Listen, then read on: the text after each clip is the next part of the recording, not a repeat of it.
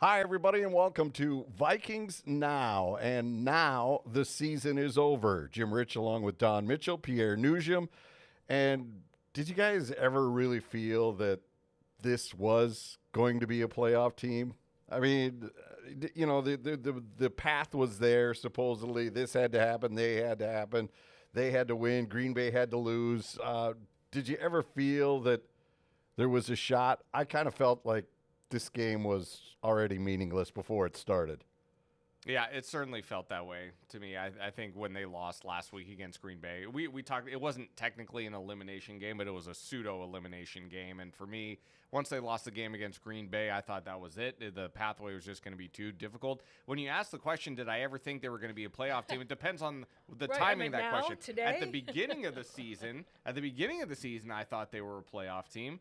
But no, after they lost that game to Green Bay, even if they had won today in Detroit, the pathway was just going to be far too difficult, and that proved to be the case. You know, this morning, though, I said, just watch them. Have everything align, you know, some freak reason, go into Detroit, beat the Lions, and then they'll have to go one more week. You know, and then I thought one and done there. But just in my brain, I was like, even if they pulled off a win, I didn't think that the Packers, I haven't looked at the score right now, but I don't think the Packers at home would let the Bears beat them. So, you know, you look down at the scenario of all the other stars that had to align. Right. And then you think, probably not. But with that said, when I looked at how many guys were out at the beginning of this game, I thought it was going to be a lot uglier. I was impressed with how the Vikings played in spurts today. Yeah, Green Bay is in, by the way, so that's out there. That's exciting for them. Yes. We're really happy Everybody for else them. won that the Vikings needed to lose, with the exception of Seattle. Tampa Bay won, New Orleans won, so it was going to be far too difficult for Minnesota.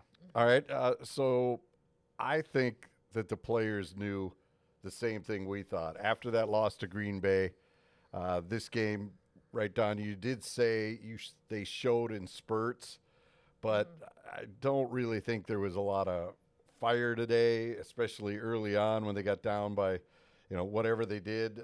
It just didn't attract your attention, today's game, at all. Well, there was a total shift in the locker room after the loss last week. There definitely was. The air went out of the team. You could just feel it. I'm not going to say some of the names that I know the guys are already planning when they were going to fly out today and go home. So, you know, that was already on the mind. So, you know, that last week was the killer. It really was. I just want to make one correction really quick. Seattle actually did win today. So all the teams that the Vikings needed to lose, they all won today. So Seattle did come back late and beat Arizona, just for the record. All right, so now it's time to look at the cadaver. It's laying on the table here. What do we see here for an autopsy, Pierre? What killed this team this year from getting to the postseason? The story of the season comes down to two things for me, and I think a lot of the Vikings fans will say the same thing. The story of the season comes down to injury and turnovers. That's really what the season came down to. Too many turnovers in the first portion of the season, especially the first 8 games. The fumbling issues just continue to plague this team. Fumbling issues got better as the season progressed, but then the turnovers started to happen through the air. And a lot of that had to do with Kirk Cousins being on the bench and right. You know, injury to your starting quarterback, the injury to your all-pro wide receiver. You saw your starting right tackle go down late in the season. You know, Jordan Hicks missed a handful of games with injury. Byron Murphy missed the last couple of games with injury. You know, people want to say, well, injury is not an excuse. And yes, technically that is fair. But however, in the grand context of things, you're not going to win games when your best players aren't on the field. It's just as simple as that. I'm sorry to be Captain Obvious about it, but that's just the way it goes in the NFL. Timing of injury is also a big thing. So injuries and turnovers really is a story of the season for Minnesota. That really is just what doomed them all year long. That's exactly what I was going to say. It's those two. And also, I want to throw in sometimes, and I don't know if it's just a cause and effect of the injuries and the turnovers, but some of the decision making. And even like the trick play when you're in the red zone again today, like some of the play calls are head scratchers where don't get too cute down at the goal line. It's football. Don't overthink it and just put the ball in. But then again, would you have to overthink it if you had all your personnel and you didn't have this situation that you've already kind of gone through this whole year? So right. I absolutely agree with you.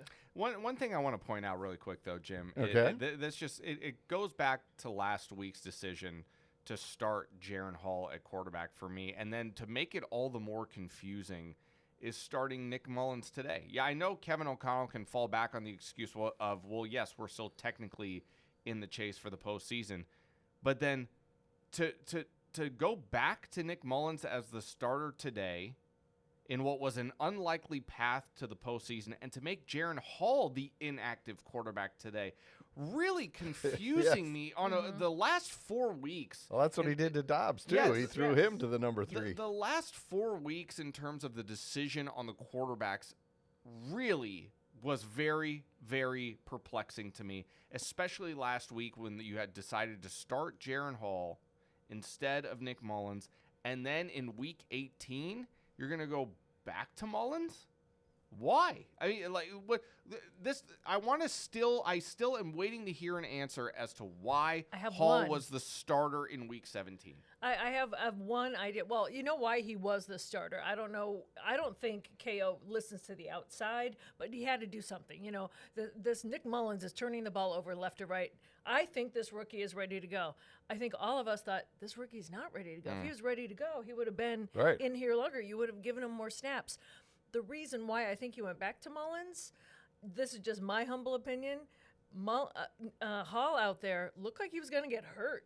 He looked well overmatched. And if he is going to be in your system for any years to come, do you want to destroy this kid at quarterback, mentally, physically? Right, but then he shouldn't have started week 17. He should have seen that in practice. But I don't think he did.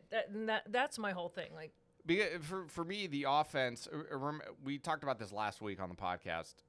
The decision was made to go from Josh Dobbs to Nick Mullins to essentially jumpstart the offense. 24 points in back-to-back games between Cincinnati and Detroit. Not lighting the world on fire, but like we said last week, 24 points is enough to keep you in games, and it's enough to put you in a position to win a game. That's not the only reason why, though, they took Dobbs out. No, but that's not you had to start. Well, the turnovers were also a problem as well, but you had to jumpstart the offense because in those previous 2 games against the Raiders and against the Bears, Josh Dobbs in this offense was giving you nothing. They had a combined, 12 points? Because he was figured out, and they did not want to be flexible with their playbook. So it's kind of two-pronged. But the result is still the same, that the offense still was going nowhere with Josh Dobbs in those 2 weeks. So that was the reason why they made the switch to Nick Mullins, to kind of get a spark going, to have a little bit of a gunslinger mentality going, and he's able to throw the ball down the field a little bit better than Dobbs is. So again, my question still remains the same. Why was Jaren Hall the starter in week 17? Why? And I think I asked KO if he regretted that decision, and he didn't come out and say that he regretted it when we asked him before this game. He walked it back maybe a little bit, but he said what he saw that week in practice. I don't think you can make that decision in 1 week. No. I mean, you've seen him all year. Like Mike Zimmer's famous quote when asked about the backup quarterback, do you need to see him? And he goes, I've seen him in practice. Yeah. And he was just answering the question, and everybody blew it up and said, oh, my God, how disrespectful could you be? He was giving you an honest answer. They see these guys every single day. He has seen Jaren Hall since he was drafted at all the OTAs, the rookie mini camps, preseason, all throughout the year. He was there. So do you think maybe it was a decision from above? He was told to be a fly on the wall? Well, that's, I will probably never get the honest answer to that question. That Correct. was my nagging suspicion. Yeah. That was my nagging suspicion. I'm speaking just for myself here, but, it's because I still have a hard time believing that you can look yourself in the mirror and think to yourself that Jaren Hall gives us the best opportunity to win in this situation when right now. When he hasn't been the best opportunity to win any week up until that point. Correct. I mean, there's only one. He only has one start to his name. He didn't finish that game due to injury. It's not his fault. But in a like we said, it snaps at practice. Well, but that's my other issue. Just because he's looking good in practice doesn't mean it's going to translate over into a game. No, I'm saying even up to then, he didn't have a lot of snaps at practice. Yeah. Well, he was injured after that game. Yeah, he was out with a concussion. But in the weeks prior to when they made that decision, still he was not getting tons of snaps at practice. Well, with just that 1 week beforehand. With the first team. Yes.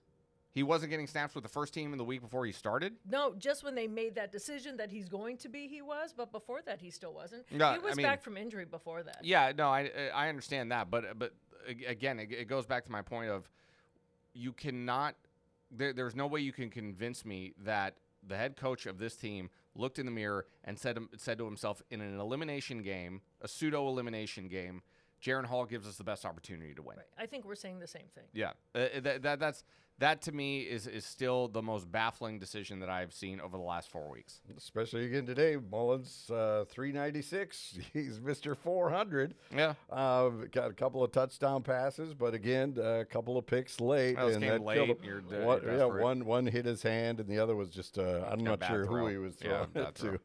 But so is Nick Mullins around here next season? Anybody want to take a shot at Mr. Mullins? Don, you can have this one. I think it all depends on who's going to be your QB1. If you sign Kirk Cousins, I don't know, or are they going to try to get a young guy in the draft and then kind of have him learn under Kirk Cousins? My gut is saying no. I don't. I think so, because it's a cheaper option. It's a cheap option. He knows the offense. I think he probably does come back for the final year of his contract. I don't really see why not. But in essence, I think I'll say this. I think he's on the roster going into training camp. Okay. I think that he will be. After training camp, different story. But I think he will be on the roster going into training camp. All right. So how far away is this team from the postseason? They finished 7-10. A couple of games out now after all the dust settles. Is it just, as you said earlier, injuries and turnovers, and this team is easily a playoff team? I would say so. If you had all of your starters, and yes, you can always say, all right, they were terrible, they had a slow start, they were making mistakes, shooting right? themselves Because in if the they foot. actually, don't mean to interrupt, No, but sorry. if they actually started off 500, 3-1, they'd still would be a playoff team tonight. Exactly. So exactly. continue. Sorry. No, but that's exactly what I was saying. Like, regardless of all the stuff in the beginning, let's say if they had a great start, yeah, they'd be in it. But even with that bad start, teams get better throughout the year if they don't get injured. They get into rhythms and this or that. I think if you had Kirk Cousins, you kept your – if Marcus Davenport was at all ever healthy.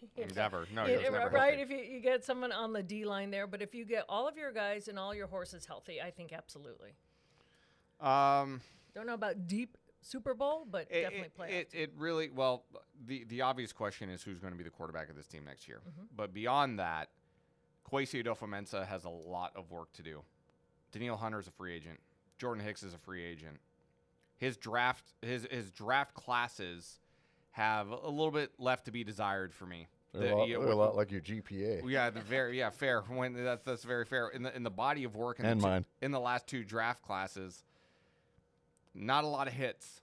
Not a lot of hits in those last two draft classes, and the way he drew some fire and the way he maneuvered the board a couple of times. As of right now, in this moment, I would have to look it up, but I believe as of right now, the Vikings. I don't know if that result in Vegas held up, but I believe the Vikings hold the 11th overall pick going into the draft, which is, not that you're in a little.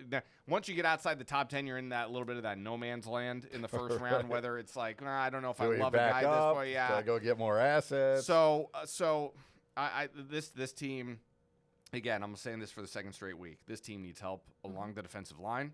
This team needs help at outside linebacker. This team needs help at corner. So. I think you have a decision. If you want to find another slot receiver, I think that could help as well.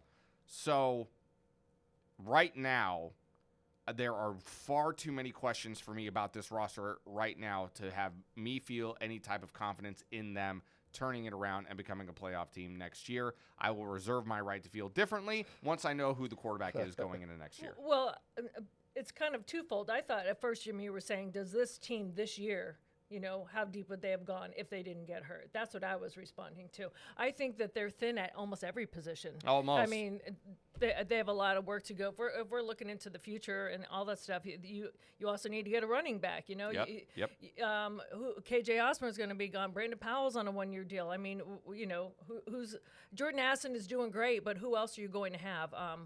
How bad is T.J. Hawkinson hurt? Is he going to come back and be the same way? Because the guys behind him, I mean, they did a platoon okay job, but I think at every major position, they're pretty thin. Oh, the only position that I can think of as of right now that I feel pretty confident in is that tackle. On right tackle and left tackle. After that, After that, it's a little bit of a whirlwind. And then, Jim, Don, we have ourselves a $200 million question of what are we going to do with Justin Jefferson? Yep. He's going to set a new record in terms of how much a wide receiver gets paid. He's going to set a new market for how much a wide receiver is paid. And believe me, I certainly feel that he is worth every single penny. But is that the best way to use your financial resources to construct a football team into a Super Bowl championship contender?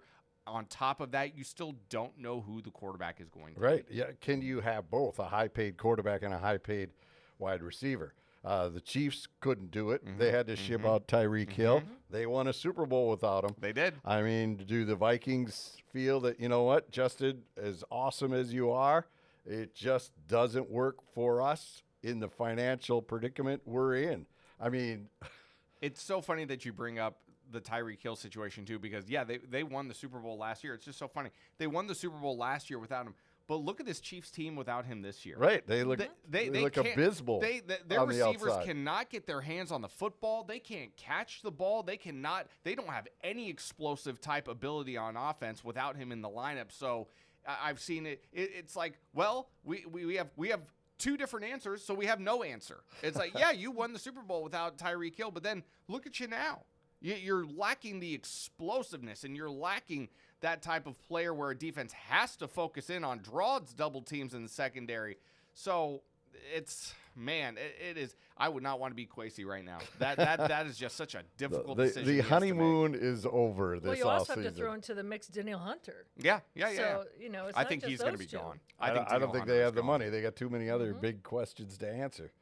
So priority one, getting that extension done with Jefferson. I mean, it's hung over the team all year long. We were like, gee, does he show up for training camp after he's hurt? Does he come back? Does he just say, you know what, I'm good, I'm sitting here?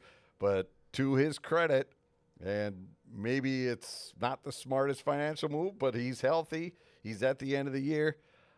He's played his cards perfectly. Viking fans have not heard him ever say, show me the money, one single time. So priority one in this offseason, is it Cousins? Is it move up in the draft, go get a Penix, somebody out there, the Michigan quarterback? You want to go that way?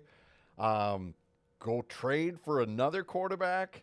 What is priority one for this football team? Is it Jefferson or your quarterback? What do you think, Don?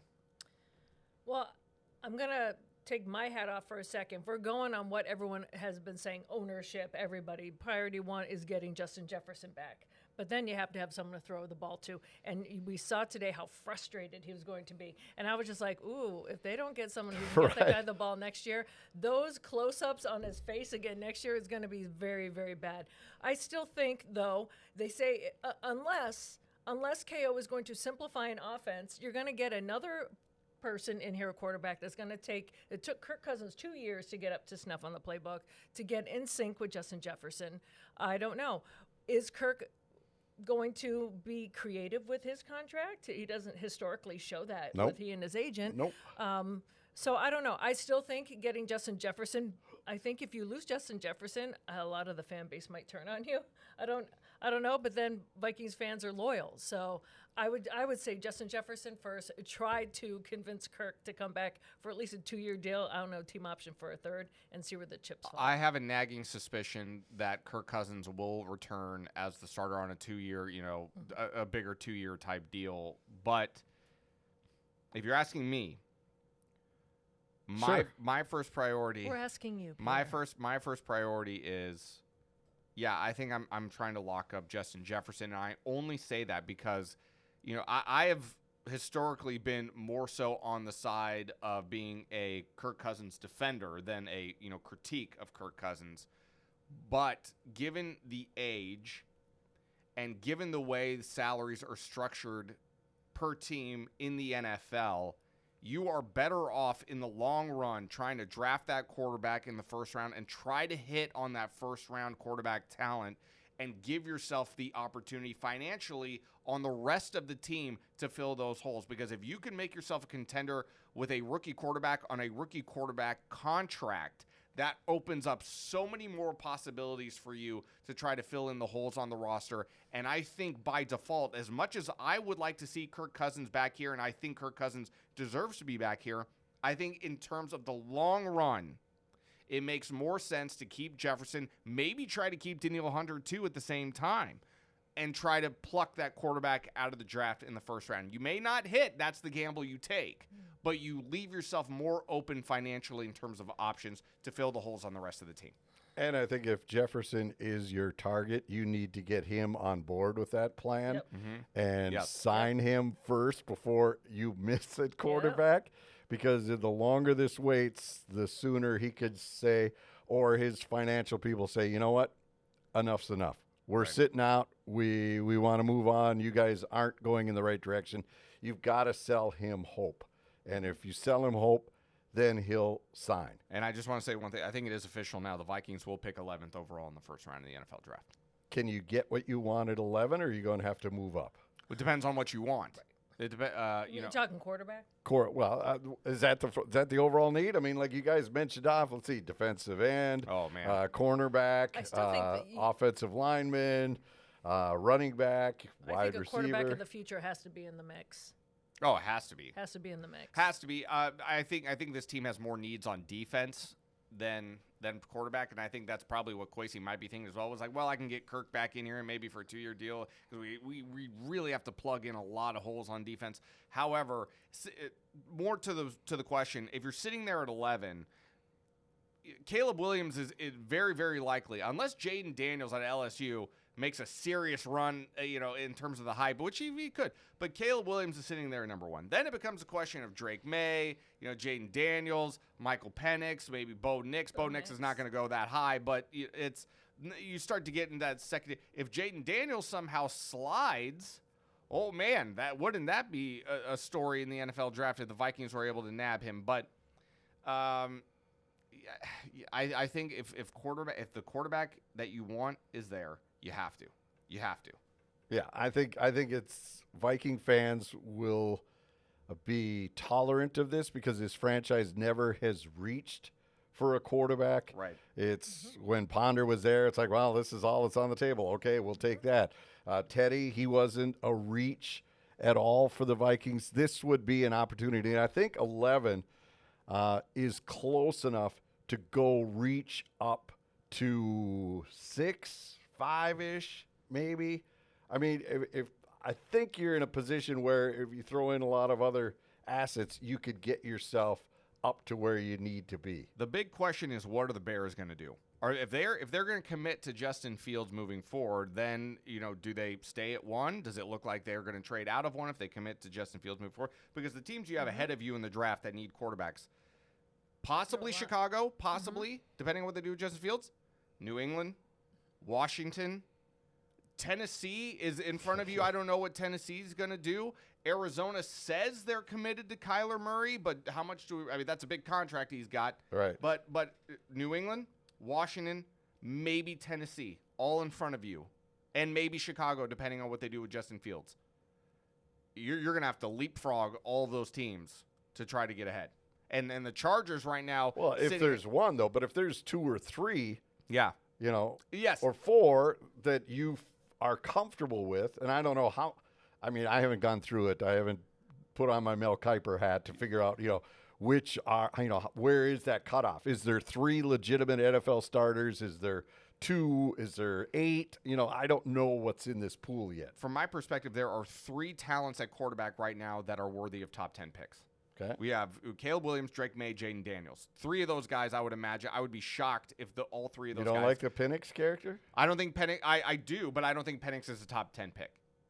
Well, I just well, then you could sit at 11 and take that. You could. Because he seems like he seems in the small sample. Granted, I've not watched a ton of Washington, but the games I have seen him play, holy buckets, can that kid deliver the ball? Yeah. And that's what this offense needs. That's how Cousins has survived. It's that arm strength. It's that accuracy he has. That's why he has been so effective. We've seen Mullins back here, over here, down here. Same with Dobbs and same with Hall. They're going to get these receivers killed if they don't throw the balls where they need to be. And that's why Kirk is so loved by Jefferson. And every time you stick a mic down, you're there.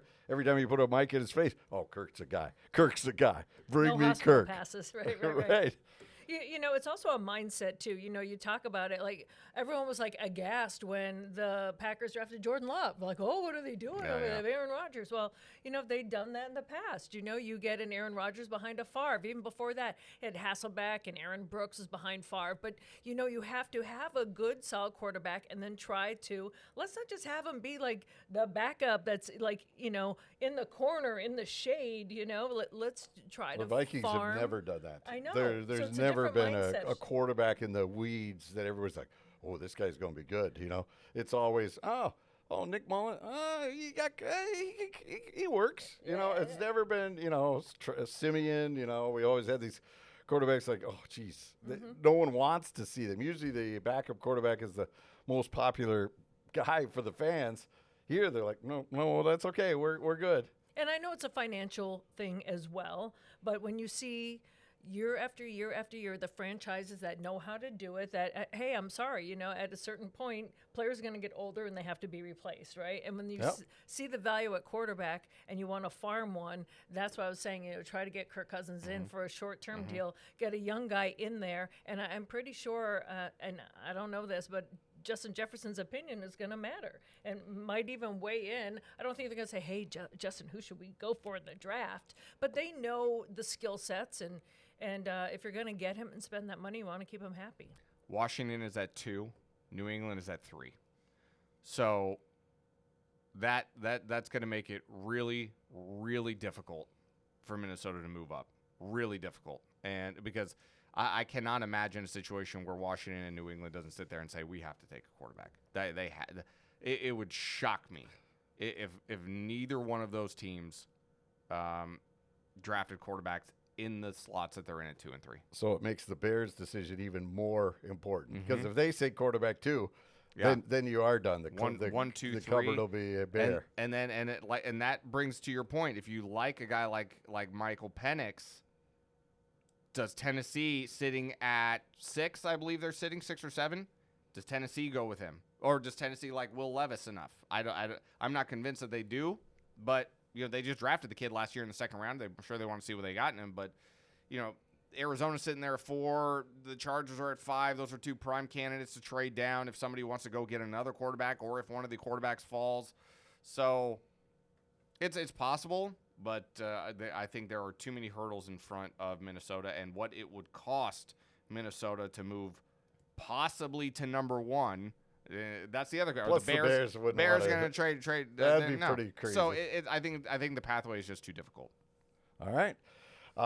So overall, you look at this team. Brian Flores, he's been your hero for years. Pierre, does he return or does he get an NFL gig, considering his lawsuit is still unsettled? That's part of the issue, to where I think that might work to the advantage of the Vikings, because I don't know if there's an owner out there that is going to hire Brian Flores as their head coach as long as that lawsuit is still pending. Once it's resolved, then I think that opens the door for him to get another head coaching job in the league. But I think the owners are going to want to wait and see what happens with that lawsuit first before they make a decision to make him a head coach. Now, is there a situation that you present to Brian Flores where they say, "Hey, if you drop the lawsuit, we'll make you the head coach"? I don't think that's not going to happen. That's not going to happen. More collusion. Yeah, exactly. And I think Brian Flores is a man of principle, and I don't think that will exactly play down in that fashion. So, with that being said, I think Brian Flores, he's going to be coveted. There's no doubt about it. But if I'm the Wilfs, I am doing everything I can. Associate head coach? Well, if that's what it takes, fine. Yeah, right. Why not? I would. Why not? Don, what do you think? You think he'll be back, or do you think this was a one-hit wonder? Let's hope he leaves a notebook around or two. Every anyways. time I look at Mike Tomlin, I just think, oh my goodness. What So could've you don't been? want it right. What could have been if he stayed? So what I love to have B-Flow back. I agree with you. The whole lawsuit kind of lingers, over there. Although there could be some wild hair owner that says, I don't care. Yeah. Get him Oh, in yeah. here. No You doubt. know? Let's doubt. go. So I hope B-Flow comes back, but I have a feeling at least one more. If he has another great improvement year with this defense, he's not here for long. All right. Speaking of not being here for long, we are not here for long. We're leaving you now with that, but Ahmad usually tells everybody where to go. Pierre, can you fill that gap in? Or Don? Was I supposed social to be, media? Was I supposed to be paying attention You know, to that? When I you don't said know. He says Find us Spotify us. Yeah, you can find us anywhere you get your podcasts. Apple Podcasts, Spotify, Fox9.com. That's another one he throws out there. Fox9.com. You can check us out on the Fox9 All YouTube of your page. app platforms. Yeah, anywhere you get your podcasts. Yes. That you can, but the easy one I would say to all of you out there: go to our Fox9 YouTube page. You'll find us. There you go. And leave Yeah. comments. We read them all. Pierre, have you responded to any yet? I haven't seen. I respond to them, in my mind at my desk. It's not something I'm going to say right here on the air. But No. I mean, no. Just type in there. No. We love the comment. We love the feedback. And a special thanks to. I don't know if we're going to be keeping doing this. Maybe we might have to. I think we should. We should. There's plenty to discuss with this franchise. And to be honest with you, we got to thank the fans for watching, because we see the numbers and we see how many people are tuning in and listening in, and they are significant numbers. So we got to thank all of you for staying with us and sticking with us and riding this up and down roller coaster of a season that has been for the Vikings. Yeah, and Don, we'll let you close it out with, what you have seen over the years. You've been around this franchise, covering them. You've been in the locker rooms. You've met all the characters from Favre to, whoever you want to throw out there. But what did you think of this overall group this year? I would say for the past couple of years under Kevin O'Connell, this team is having fun. They care about each other. All you hear is the word culture, culture, culture. But what I saw put on full display is other teams would have folded when a Kirk Cousins went down, when a Justin Jefferson went down, when your defense isn't bailing you out, and turn on each other. And I've been in locker rooms where they yell at each other. I've been in locker rooms where they just lost a game and they're laughing, and you're like, do I care more about this game than they do? So I've been in all different situations, but to see how they didn't turn on each other, and there's no moral victories, but I do like the way this franchise is heading, because it is a new era of athlete. You can't do that whole old school way of kind of bringing them along. So it is working, and I think it's evident of guys that came in late, Dalton Reisner's, even Cam Akers are just saying this place is different. And this place isn't just the beautiful facility, it's how they treat each other. And so if that goes, that's what will attract free agents in free agency and attract other people. So if they can keep this trajectory going that way in terms of the culture, but also not really giving up. They're in games that they had no right being in this year. No. That surprised me. So I like what I have seen. But I also say it's just not enough again. And I feel for Vikings fans because they're like, okay, here we go again. Yeah, that's the way seasons have ended since 1961. All right, thanks for listening.